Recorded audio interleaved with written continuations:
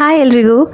ನಾನು real estate ಫೀಲ್ಡಲ್ಲಿ ಕೆಲಸ ಮಾಡ್ತಿರೋದ್ರಿಂದ ನನಗೆ ವೀಕ್ ಡೇಸಲ್ಲೇ ರಜೆ ಸಿಗೋ ಈ ರಜೆನ ಹೇಗಾದರೂ ಸರಿ ಏನಾದರೂ ಎಕ್ಸ್ಪ್ಲೋರ್ ಮಾಡೋಣ, ಹೊಸದಾಗಿ ಏನಾದರೂ ಕಲಿಬೇಕು, ಸೆಲ್ಫ್ ಟೈಮ್ ಕೊಡಬೇಕು, ಒಳ್ಳೆ ಎಕ್ಸ್ಪೀರಿಯೆನ್ಸ್ ಮಾಡಬೇಕು ಅನ್ನೋದೇ ತುಂಬ ಇಷ್ಟ ನನಗೆ. ತುಂಬ ದಿನದಿಂದ ನನ್ನ ಯೂಟ್ಯೂಬ್ ಚಾನಲ್ ಕೂಡ ಸ್ಟಾಪ್ ಮಾಡಿಬಿಟ್ಟಿದ್ದೆ. ಯಾಕೋ ಲೈಫ್ ಗಡಿಬಿಡಿಯಲ್ಲಿ ನಂಗೆ ಇಷ್ಟ ಇರೋ ಈ ಹ್ಯಾಬಿಟ್ನ ಹಿಂದೆ ಹಾಕ್ಬಿಟ್ನಲ್ಲ ಅಂತ ರಿಯಲೈಸ್ ಆದಮೇಲೆ ಸುಮ್ಮನೆ ಬಿಡ್ದಿನ ರೀಸ್ಟಾರ್ಟ್ ಮಾಡಬೇಕು ಅಂತ ಡಿಸಿಷನ್ ತಗೊಂಡು ಇವತ್ತು ಇಸ್ಕಾನಿಗೆ ಬಂದೆ. ಈ ಹೊಸ ಆರಂಭಕ್ಕೆ ಕೃಷ್ಣನ ಆಶೀರ್ವಾದ ಪಡೆದೆ ಹೇಗಿರ್ತೀನಿ. ಇಸ್ಕಾನ್ ಬಗ್ಗೆ ಹೇಳಬೇಕು ಅಂತಂದರೆ ಇದು ಕೇವಲ ದೇವಸ್ಥಾನ ಅಲ್ಲ, ಲಕ್ಷಾಂತರ ಜನರಿಗೆ ಭಕ್ತಿ, ಶಾಂತಿ ಮತ್ತು ಸೇವೆಯ ಕೇಂದ್ರ. ಸುಮಾರು 29 ವರ್ಷ ಆಯಿತು ಈ ದೇವಸ್ಥಾನ ಉದ್ಘಾಟನೆ ಆಗಿ. ರಾಜಾಜಿನಗರದಲ್ಲಿರೋ ಈ ದೇವಸ್ಥಾನ ಹರಿಕೃಷ್ಣ ಬೆಟ್ಟದ ಮೇಲಿದೆ. ಸುಮಾರು 7 ಎಕರೆ ಪ್ರದೇಶದಲ್ಲಿ ನಿರ್ಮಾಣ ಮಾಡಿದ್ದಾರೆ.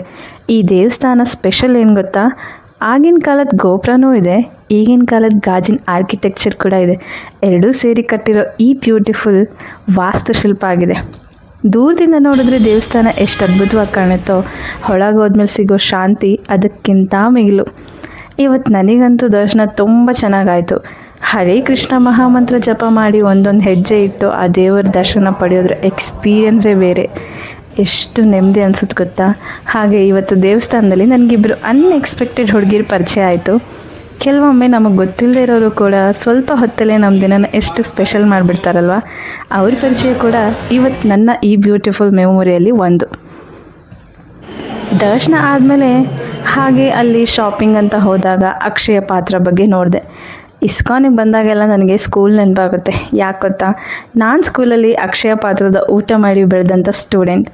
ಆವಾಗಾದ್ರ ಮಹತ್ವ ಅಷ್ಟು ಅರ್ಥ ಆಗಿರಲಿಲ್ಲ. ಆದರೆ ಇವತ್ತು ಅದೇ ಇಸ್ಕಾನಲ್ಲಿ ನಿಂತು ನೋಡಿದಾಗ ಅದರ ಸೇವೆಯ ಮೌಲ್ಯ ಎಷ್ಟು ದೊಡ್ಡದು ಅಂತ ಅರ್ಥ ಆಯಿತು.